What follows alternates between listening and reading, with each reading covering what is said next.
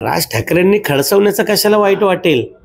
अरे राजसाहेबांचा अधिकार आहे, ते मुस्कडात पण मारू शकतात दोन.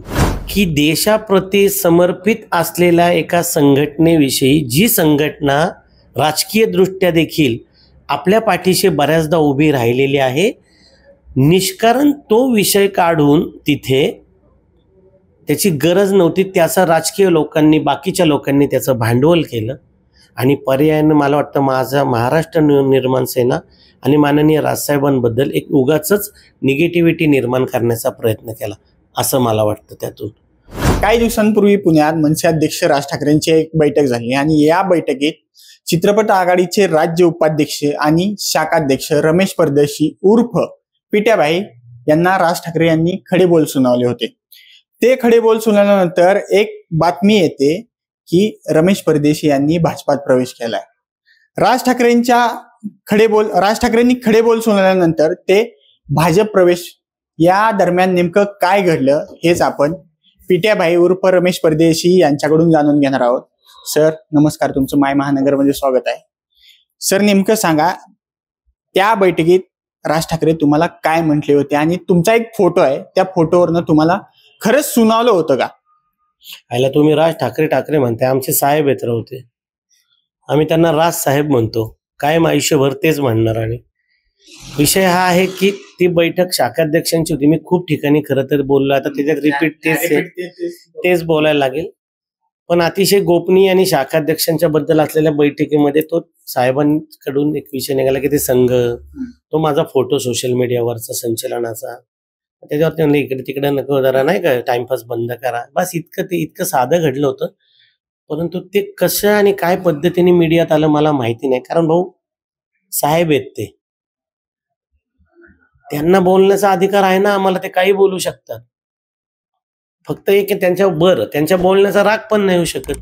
जसं मागाशीच्या इंटरव्ह्यूत बोललं, साहेबांनी एखाद्याचा अपमान करणं हा सुद्धा त्याचा सन्मान आहे बरं का. कारण बापरे, साहेबांनी अपमान करण्यासाठी आपल्याला निवडलं, ह्याच्यातही त्या माणसाचा खूप सन्मान आहे. मी तो सन्मान म्हणून स्वीकारतो त्यांनी जे काही मला बोलले ते. आणि ते इतकं साधं असताना ते फक्त येताना वेगळं आलं, खाली खूपच वेगळं आलं. आता वैचारिक वगैरे पातळीवर म्हणलं तर मी काही विचारवंत नाहीये, बरोबर आहे की नाही. मी साधा कलाकार आहे, कॉमन मॅन आहे, पण माझी विचारधारा ही संघाची आहे. मी संघ स्वयंसेवक आहे, ती मी कधी लपवून ठेवली नाही, लपवून ठेवणार नाही. मला 100 शिव्या दिल्या बोलून तरी मला त्याचं दुःख नाही, राग नाही, काय नाही. पण संघाविषयी काय कारण आहे बोलायचं? कारण इतकी समर्पित असलेली संघटना मला तुम्ही दाखवा. हे बघा, मी वादाच्या मुद्द्यांवरती पडत नाही, पण समर्पण या विषयामध्ये जर का आज संघाचा प्रचार करण्यासाठी जे आमचे प्रचारक बंधू जातात, अहो घरदाराची तिलांजली देऊन राहतात, फॅमिली नाही, काय नाही, तर त्यांचा त्याग मोठा आहे. आणि इतक्या मोठ्या समर्पण असलेल्या संघटनेचा अशा पद्धतीनं कुठेतरी उल्लेख होऊन त्याचा हास्य होणं, तर हे माझ्या थोडंसं मनाला नव्हतं पटणार. शेवटी लक्षात ठेवा, मी किती केलं तरी महाराष्ट्रात सैनिकच आहे साहेबांचा, पण मी सैनिक असण्याबरोबर मी स्वयंसेवकपणे संघाचा, आणि मी सैनिक हा लढत होतो त्या बाजूनी, आणि स्वयंसेवकाचं मी कार्यसेवक म्हणून करत होतो. मी दोन्हीचा बॅलन्स करत होतो. हा विषय आजच का आला, अचानक का आला, मला नाही माहिती. विषय बाहेर कसा पडला मग? त्या बैठकीतनं हा मेसेज तुम्हाला राज ठाकरेंनी जे सुनावलं ते बाहेर कसं पडलं मग? तेच तर मला प्रश्न आहे ना, की ते अतिशय गोपनीय असलेला विषय, जिथं आम्ही फक्त शाखाध्यक्ष, विभागाध्यक्ष, सरचिटणीस, अध्यक्ष, नेते, महिला अध्यक्ष, महिला विभागाध्यक्ष, अंगीकृत संघटनांचे अध्यक्ष, अशी अतिशय गोपनीय असलेली बैठक, ज्या बैठकीमध्ये आम्हाला फोन अलाउड नव्हते, एकही मीडियाचा तुमचा प्रतिनिधी तिथं उपस्थित नव्हता, सगळे पोलीस यंत्रणा आतमध्ये नव्हती, एवढं सगळं असताना देखील साहेब, बरं तो आमचा कौटुंबिक कार्यक्रम होता थोडक्यात, तर साहेब आमचे कुटुंब प्रमुख आहेत. कुटुंब प्रमुख म्हणून जे मला साहेब बोलले ते खाली आलं कसं, हा प्रश्न मलाही पडलाय. ह्याचा अर्थ कोणीतरी अशी एक अदृश्य शक्ती आहे, व्यक्ती आहे, किंवा त्या व्यक्ती आहेत ज्यांना असं वाटतं की राजसाहेब आणि पर्यायाने महाराष्ट्र नवनिर्माण सेना यांचं नुकसान झालं पाहिजे, त्याच लोकांनी ही बातमी खाली घेतली. मग मला एक सांगा की तुम्हाला वाईट नेमकं कशाचं वाटलं? राज ठाकरेंनी खडसावल्याचं का राज ठाकरेंनी तुम्हाला संघावर बोलले ह्याचं वाईट वाटलं? हा, राज ठाकरेंनी खडसवण्याचं कशाला वाईट वाटेल? अरे, राजसाहेबांचा अधिकार आहे, ते मुस्कडात पण मारू शकतात दोन, तो त्यांचा अधिकार आहे, त्यांनी मारलं चालेल. परंतु मी जसं मागाशी बोललो तसं की देशाप्रती समर्पित असलेल्या एका संघटनेविषयी, जी संघटना राजकीय दृष्ट्या देखील आपल्या पाठीशी बऱ्याचदा उभी राहिलेली आहे, निष्कारण तो विषय काढून तिथे त्याची गरज नव्हती, त्याचा राजकीय लोकांनी, बाकीच्या लोकांनी त्याचं भांडवल केलं आणि पर्यायानं मला वाटतं माझा महाराष्ट्र निर्माण सेना आणि माननीय राजसाहेबांबद्दल एक उगाचच निगेटिव्हिटी निर्माण करण्याचा प्रयत्न केला, असं मला वाटतं त्यातून. नाही तर मला त्याचं वाईट वाटायचं संघावर, म्हणून म्हणलं की तो विषय नव्हता, त्याचा नव्हता निघायला पाहिजे. म्हणजे इतक्या दिवस तुम्ही स्वयंसेवक संघात काम करतच होता, राज ठाकरेंना हे सुद्धा माहित होतं, त्याच बैठकीत हा विषय काढून तुम्हाला जाणीवपूर्वक हे करण्यात आले का, डावलण्यात आले असं वाटतं का कुणाकडून? आता असं वाटतंय, कारण मी संघ स्वयंसेवक आहे किंवा मी संघाचं काम करतोय, मी कधी लपवलेलं नाही. सोशल मीडिया माझं पब्लिक अकाउंट आहे, तुम्ही बघू शकता. त्याच्यावरती कोण आहेत हे खरे राजसाहेबांचे शत्रू, लक्षात ठेवा, हे शोधलं गेलं पाहिजे. पर्यायाने ते पक्षाचे शत्रू आहेत की जाणीवपूर्वक त्यांना माहिती होतं की आज माननीय राजसाहेब आणि राष्ट्रीय स्वयंसेवक संघ ह्याच्यामधला मी छोटासा बिंदू आहे, ह्याच्यावरती जरा पॉइंट आउट केलं तर ह्याच्यावरनं कॉन्ट्रावर्सी निर्माण होईल आणि संघटनेचं नुकसान करण्याचा प्रयत्न होऊ शकतो. यांनी हे कोणीतरी जाणीवपूर्वक केल्यासारखं मला वाटतंय. मग राजीनामा तुम्ही नेमका काल मंगळवार होता, काल तुम्ही भाजपात प्रवेश केला, राजीनामा नेमका तुम्ही मग कधी दिला? ही घटना घडल्यानंतर एक 4-5 दिवसानंतरच मी आमचे अध्यक्ष अमेयजी खोपकर, ज्यांनी मला खूप सपोर्ट केला, त्या माणसाबद्दल मला प्रचंड आदर आणि अभिमान आहे. त्यांच्याकडे मी राजीनामा हा शब्द नाही, पण मला आता काम करायचं करणं अवघड आहे, कारण ही सगळी बदललेली परिस्थिती आणि ज्या पद्धतीने ते त्यावेळेला माझ्याकडे लोकांचं बघणं, हसणं, अशा वातावरणात थोडंसं अवघड होतं.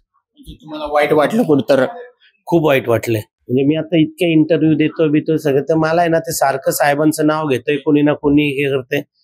ज्या माणसावर निरपेक्षपणे प्रेम केलंय ना, त्या माणसाबद्दल कोणीतरी उगाच बोललेलं मला पण नाही आवडत आहे.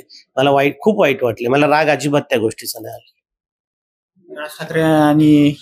राज ठाकरेंबद्दल नेमक्या तुमच्या भावना काय आहेत मग आता? राज ठाकरे राज साहेब आहेत, ते आमचे साहेब ज्यांना म्हटलं जातं ते खूप कमी लोक आहेत. म्हणजे बाळासाहेबांनंतर साहेब असं म्हणावं असं कोणी असेल तर ते राजसाहेब आहेत. राजसाहेबांची जागा ही कायम हृदयात आहे, ते कायम राहणार. मी आज भारतीय जनता पार्टीमध्ये प्रवेश जरी केला असला, कारण भारताचे पंतप्रधान नरेंद्रभाई मोदी, आमचे सर्व माझे मित्र, केंद्रीय मंत्री मुरली अण्णा मोहोळ, चंद्रकांत दादा पाटील, रवींद्र चव्हाण साहेब, ही सगळी वरिष्ठ मंडळी असतील. माझा हेतू एकच आहे, त्यातून जे आधी मी काम करत होतो, मराठी सिनेमा, मराठी कलाकार, मराठी नाटक यांच्यासाठी जे काही म्हणून करता येईल ते थोडंसं व्यापक स्वरूपात करता यावं आणि माझी विचारधारा, ज्या प्रश्न जो होता ती विचारधारा जिथं जोपासली जाते आत्ता, किंवा जिथं विचारधारा माझी आत्ता आहे, मी त्या विचारधारेबरोबर थांबणं मान्य केलं, बस एवढंच. पक्ष सोडल्यानंतर तुमच्याशी कोणी संपर्क साधला का? साधला ना. अमेयजी आणि मी बरंच भावना विवश होऊन बोललो, कारण आमचं एक बॉन्डिंग वेगळं होतं. बाबू वागसकर आमचे नेते आहेत, माझे मित्र आहेत, फॅमिली रिलेशन आहेत, त्यांचा आला. साईनाथ भाऊशी बोललो. खरं तर तुम्ही ना निर्णय सांगू का, मला ती चर्चा पण आता नको वाटते करायला, कारण ना ते थांबलं पाहिजे आता कुठेतरी. कारण माझा स्रोत म्हणजे माझी उत्पत्ती जरी राष्ट्रीय स्वयंसेवक संघाचे असतील ना, ते माझं कार्य कर्म हे मी महाराष्ट्र नवनिर्माण सेनेतून केलंय. त्यामुळं आता ते मला खूप वेदनादायी आहे ते सोडणं किंवा सोडलं. पण आता जे आहे म्हणतात ना, म्हणजे आता परम वैभवम नेतुमे तत् स्वराष्ट्रम असं म्हटलं जातं. त्यामुळं आता संघटन या विषयावरती काम करून जे काही कॉन्ट्रीब्युशन या राज्याच्या त्याच्यामध्ये देशाच्या ज्यात देता येईल ते मी प्रयत्न करतील, एक छोटा व्यक्ती म्हणून. पुण्यात एक मनसेचा दरारा होता. रमेश वांजळे असो, माजी आमदार, किंवा पुण्याच्या मनपात मनसेचे एक 30 आसपास नगरसेवक होते. आता एक उतरती कळा लागली आहे मनसेला. रुपाली पाटील असो, वसंत मोरे असो, किंवा तुम्ही सुद्धा आता पक्ष सोडलाय. नेमकं उतरती कळा कशामुळे लागली? मनसेतच काही लोक आहेत का त्यांच्यामुळे पक्षाला ही सध्या उतरती कळा लागल्याचं तुम्हाला वाटतंय का? नाही भाऊ, उतरती कळा लागली असं मी नाही म्हणणार. तो स्थित्यंतराचा भाग आहे.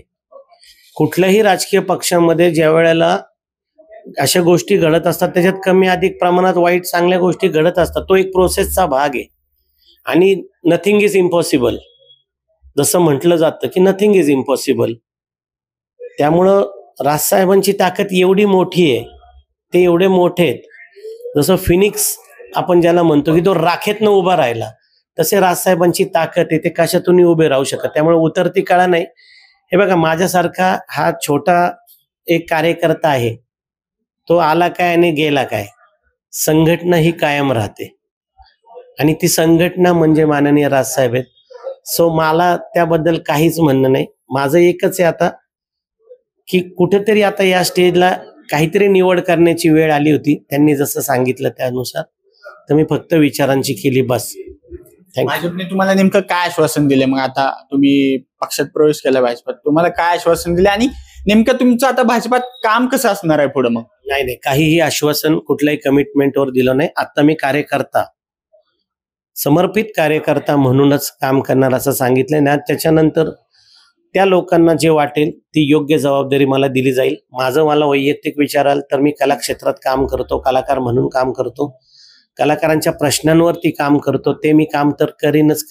त्याच्यासोबत संघटन याच्यातही मला काम करायला आवडेल.